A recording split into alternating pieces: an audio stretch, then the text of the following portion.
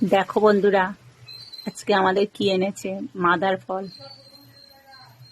এটাকে আমরা মাদার ফল বলি। তোমরা হয়তো অনেকে অনেক রকম নাম আছে, কেউ ড্যাপল বলে, কেউ আরো অনেক কিছু বলে, কিন্তু আমরা মাদার ফল বলি। আজকে আমরা মাদার ফল মাখা খাবো। চলো মাদার ফল মাখছি। দেখো, মাদার ফলগুলো আমি ভালো করে ধুয়ে নিয়েছি।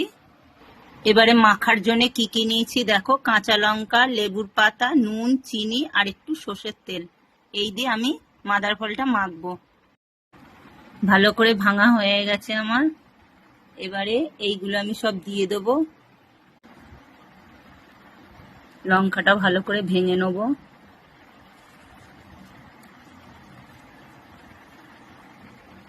দেখো